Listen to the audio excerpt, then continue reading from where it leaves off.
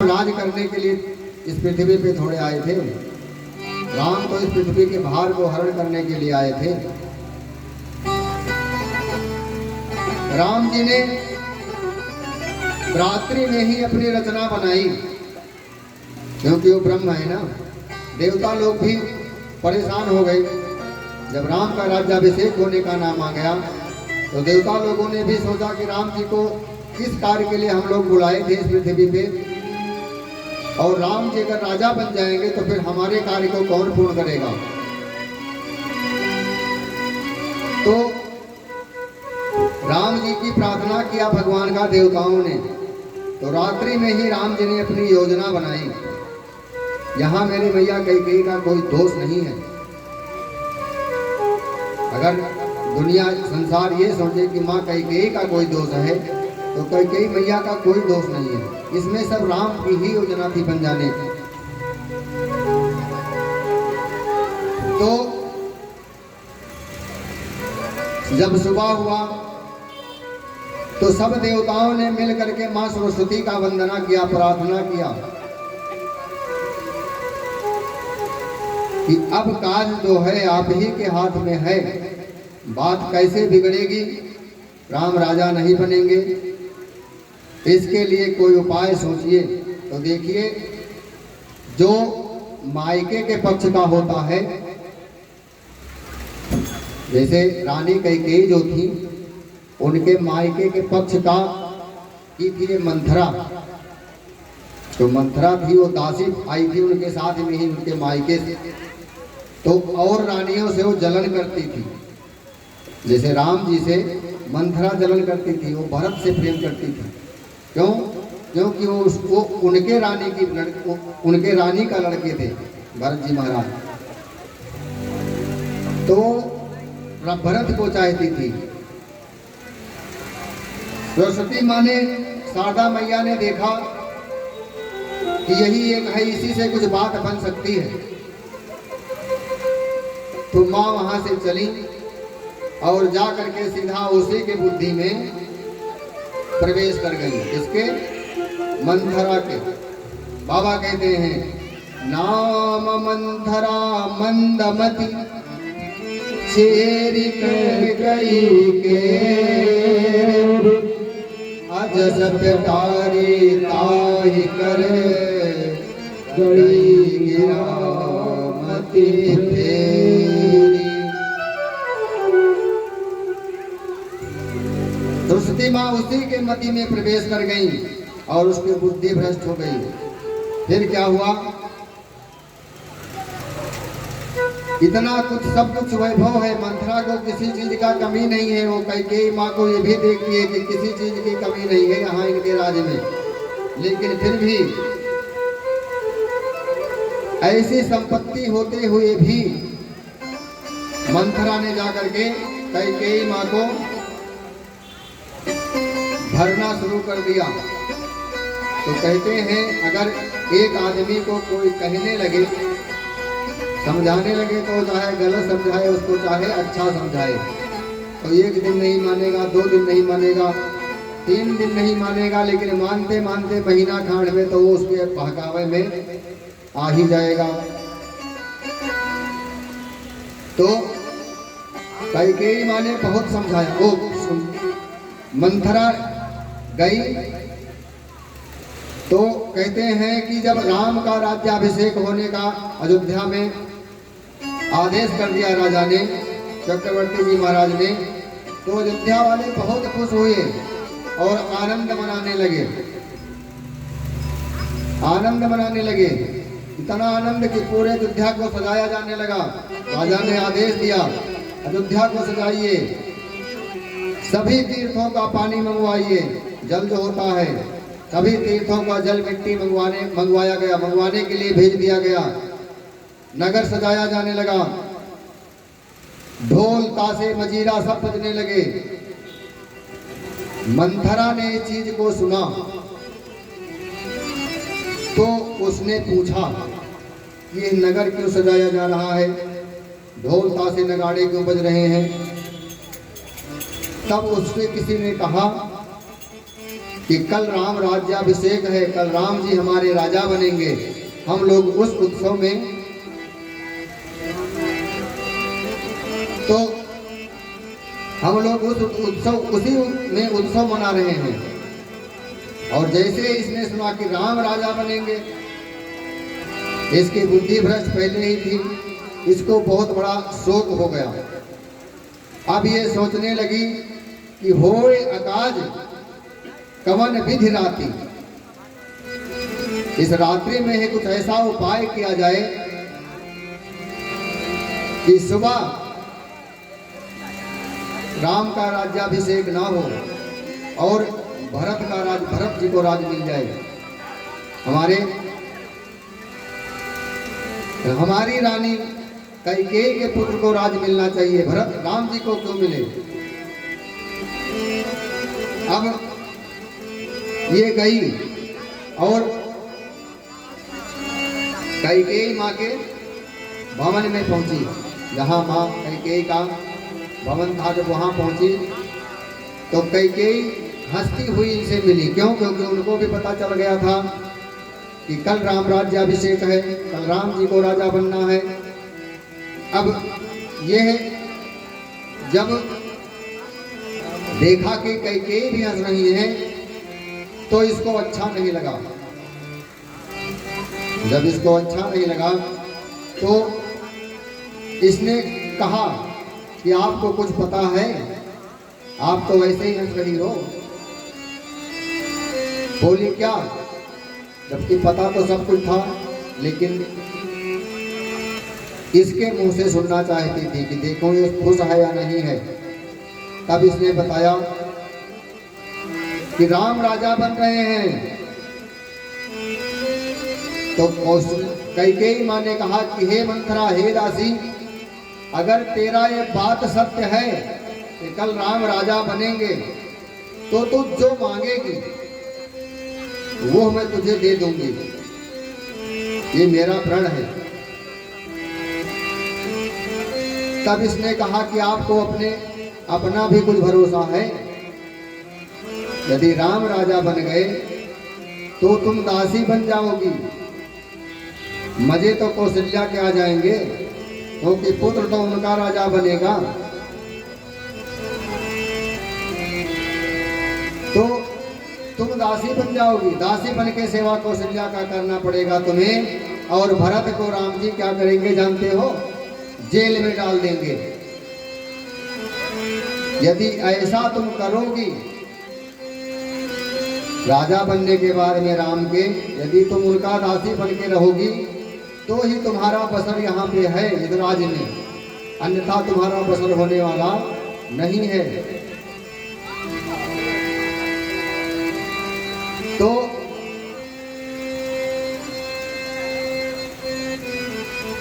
मंथरा के जब इस बात को सुना तो माँ कैकेयी ने उसको बहुत धमकाया। बोली कि तू हमारे घर में घर की फोड़ी बन गई, तो हमारे घर को तोड़ने आई है। अभी तक जो हमारे घर में उत्सव मंगल सब कुछ एक होके चल रहा है वो तो तोड़ने आई है। कैकेयी ने उसको बहुत धमकाया। मंथरा चल पड़ी, लेकिन माँ सरस्वती की कृपा से माँ की बुद्धि फिर बदल गई। बोली, हे इधर आ, बता, हम समझ रहे हैं। क्यों? आज कई दिन से मेरी भी दाईं आंख हमेशा फड़कती रहती है, तो शायद इसी के कारण हो गया। लेकिन तो सुबह ही उनको बनना है, भरत भी यहाँ नहीं है, तो बता मैं करूं क्या? तब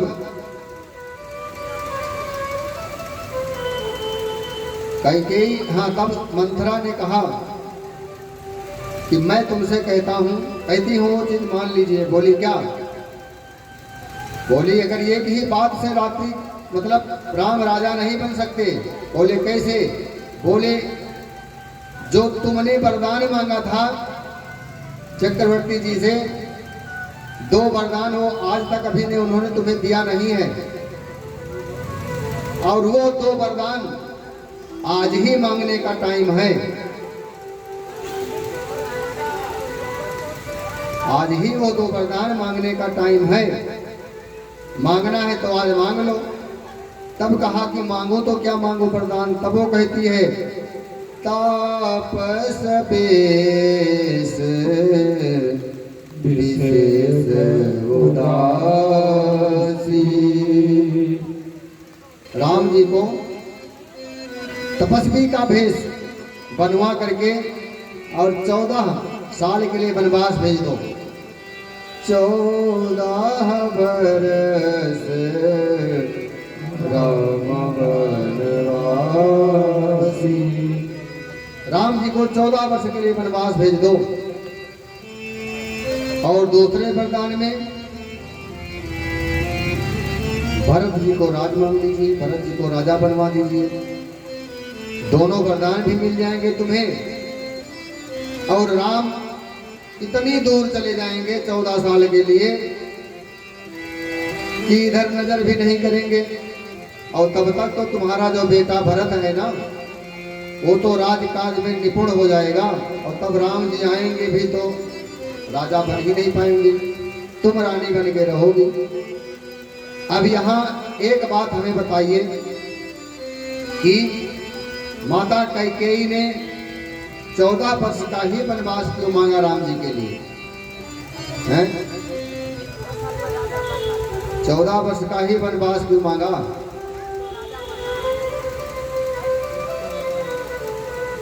जो लंका का रावण है, जिसको मारने के लिए राम जी इस पृथ्वी पे आए हैं ना, उसकी जो आयु है, जिस दिन राम जी वन को गए हैं उस दिन से उस रावण के आयु में 14 साल ही रह गई थी।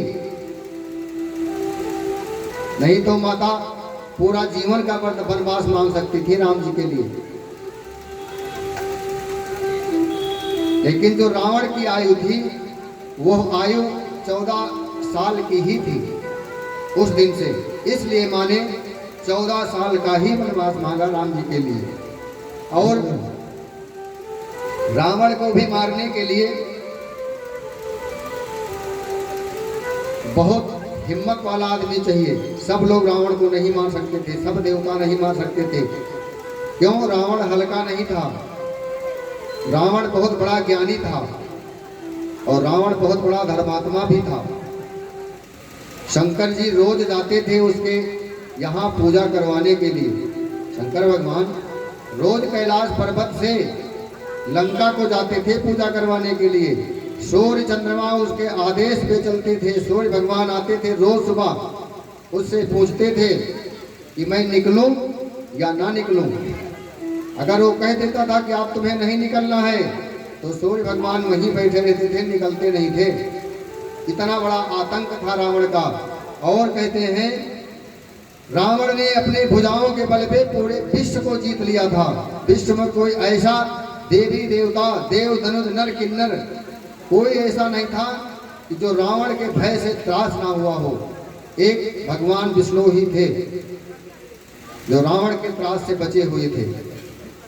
भगवान उसके सामने नहीं आते थे।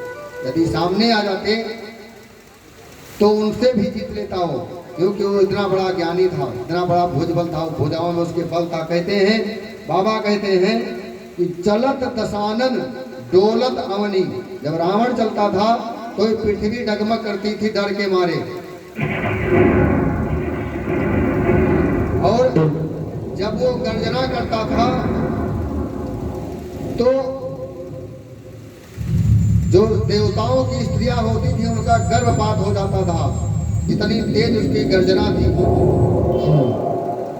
बाबा कहते हैं रावण आवत सुनो सकोहा। जब रावण को आते हुए सब देवता लोग सुनते थे तो भाग भाग करके पहाड़ की कंदरा में घुस जाते थे। इतना बड़ा आतंक था रावण का। अब आप दर्शन करिए, ऐसे पुरुष को मारने के लिए कोई साधारण आदमी मार सकता है? वही मार सकता है जो उससे बड़ा भी तप करके तैयार होगा। अब राम जी यदि अयोध्या में रहते तो परिवार में रहते कोई तप कर पाया है? अरे कर भी पाया है तो कहीं 2-4 मिनट, आधा घंटा, 1 घंटा कर लिया। यहाँ तो बहुत बलशाली आदमी को परास्त करना है कि जिसने सभी देवताओं को जीत लिया। अब उसको मारने के लिए, उसका उद्धार करने के लिए उससे भी बड़ी तप की आवश्यकता है। तो राम जी घर में रहते, राज्य में बात जाते तो तप नहीं कर पाते। इसलिए राम जी ने वनवास जाने का विचार किया, प्लान बनाया और माता कैकेयी के मुख से यह वरदान प्राप्त करवा लिया। शाम के समय राजा दशरथ जी आज माँ कैकेयी के भवन में गए, लेकिन जब कैकेयी के भवन में गए तो कैकेयी को, जब भगवान चक्रवर्ती जी महाराज ने सुना कि महल में नहीं है कैकेयी, कोप भवन में है, तो कोप भवन में जब गए महाराज तो क्या देखे कि कैकेयी अपने अंग वस्त्र को निकाल के चोरी कहीं फेंक रखा है, कहीं कुछ फेंक रखा है, सारे श्रृंगार को फेंक करके अपने बाल को उजाड़ के और कोप भवन में पड़ी है। महाराज ने पूछा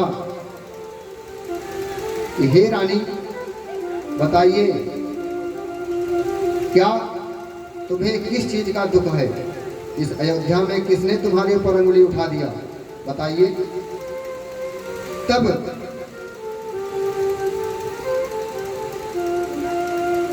कैकेयी माँ कहती हैं कि राजन, आपने मुझे 2 वरदान देने को बोला था और आज तक हो गया, आपने हमें वो वरदान नहीं दिया।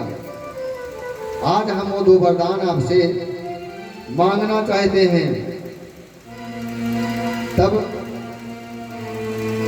राजा दशरथ ने कहा, क्या कहा कि हे प्रिय, इस रघु के कुल की रीति है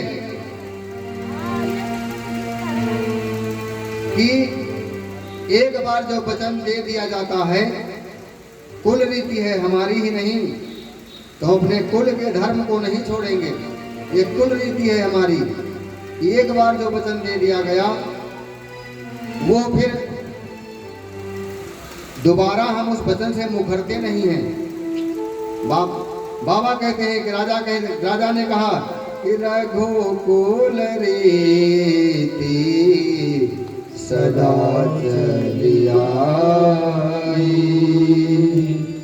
प्राण भी चला जाएगा, प्राण जाई पर वचन न जाई।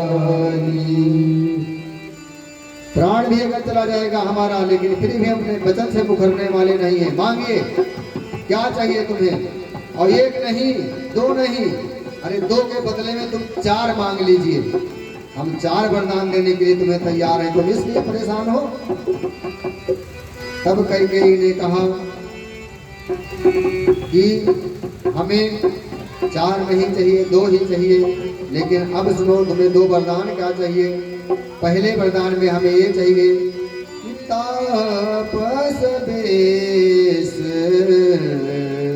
विशेष उदासी, 14 बरस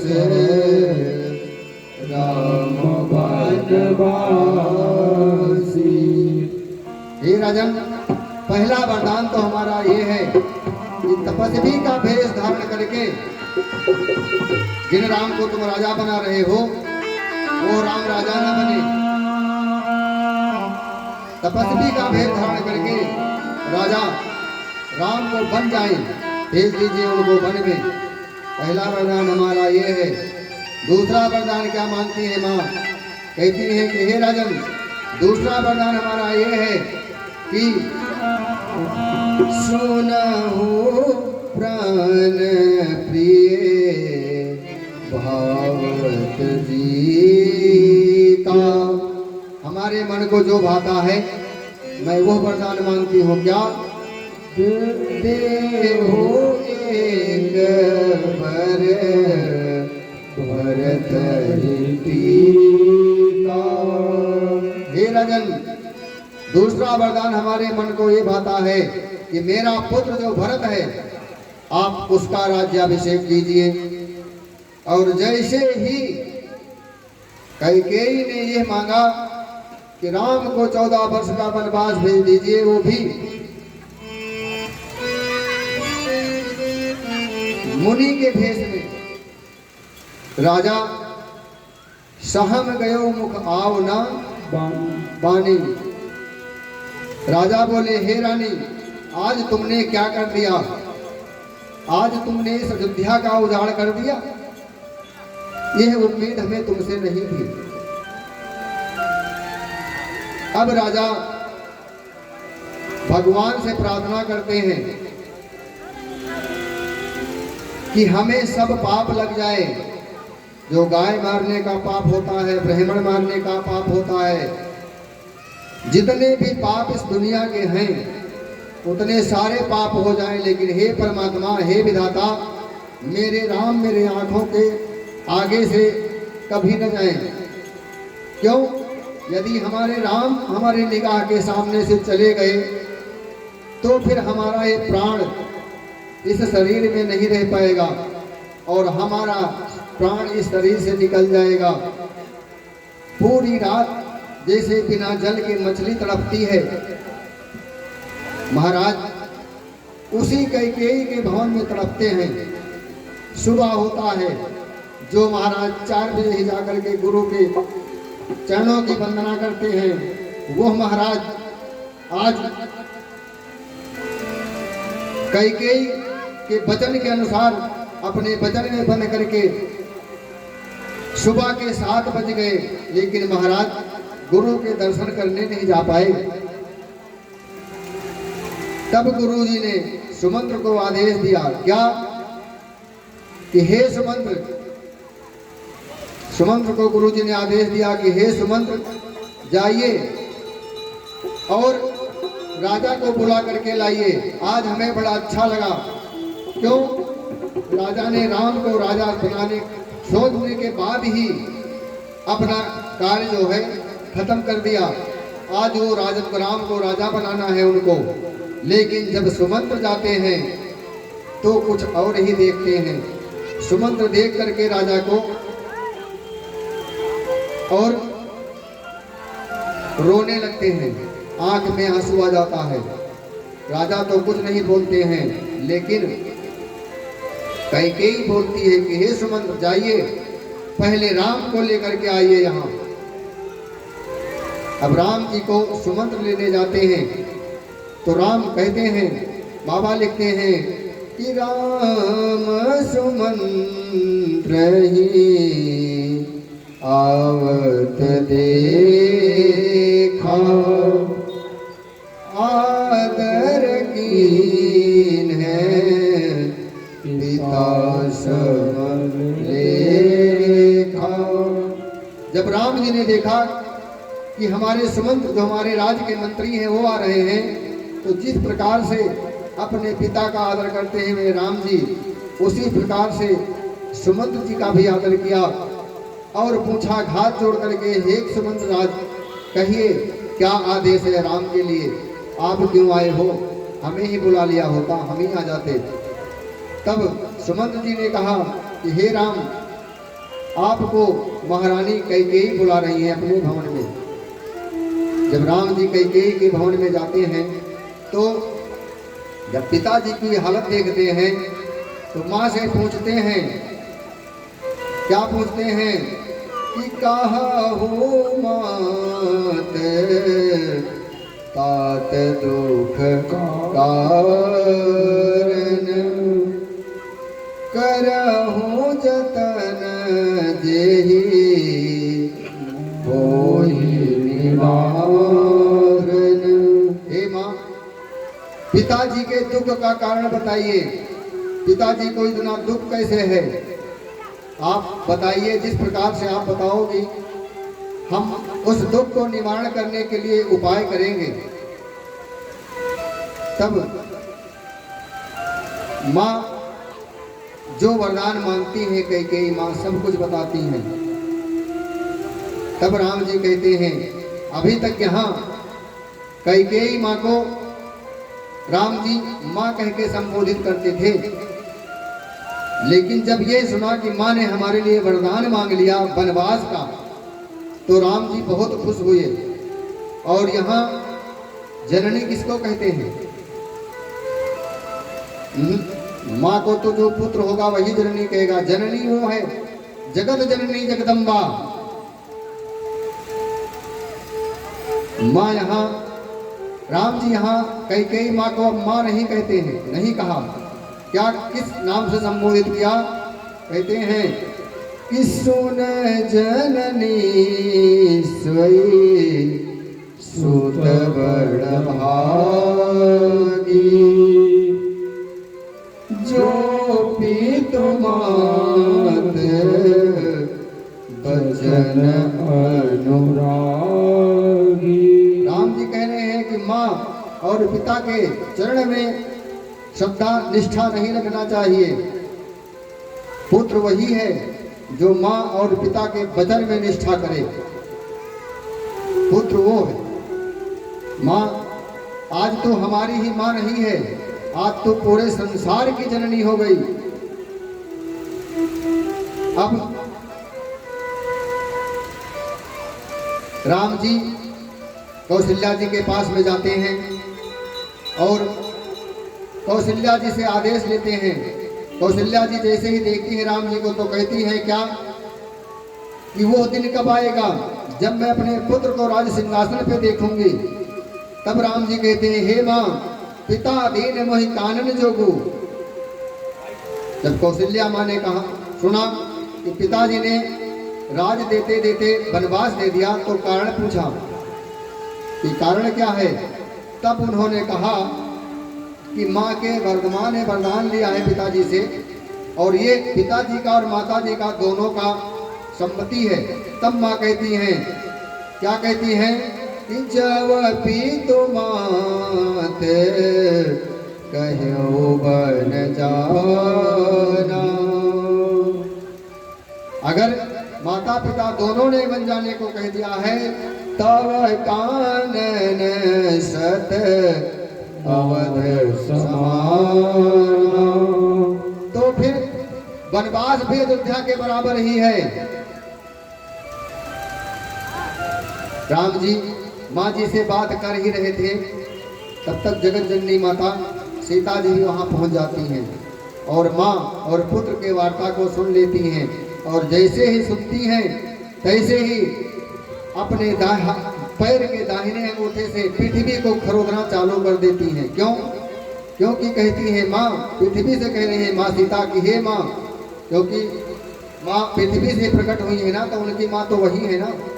तो अपनी माँ से कहती है कि माँ अब मेरा जाना निश्चित है। यदि राम जी ले जाएंगे तो ये सीता जाएगी उनके साथ में, लेकिन यदि राम जी नहीं ले गए तो मेरा ये प्राण चला जाएगा। जाना तो निश्चित है, अब दो में से क्या जाता है ये आप ही जान सकती हो। माँ कौशल्या ने जब सीता माँ को देखा तो कहा हे पुत्र राम, ये जो जनक दुलारी है ये इतनी सुकुमारी है कि जब ये अयोध्या में चलती थी तो महाराज जो चक्रवर्ती थे वो इसके पैर के नीचे, कदम के नीचे जो है कमल की पंखुड़ियां बिछा देते थे। इतनी सुकुमार है। और यदि आप इसको लेकर वन में जाओगे तो ये वन में कैसे रहेगी?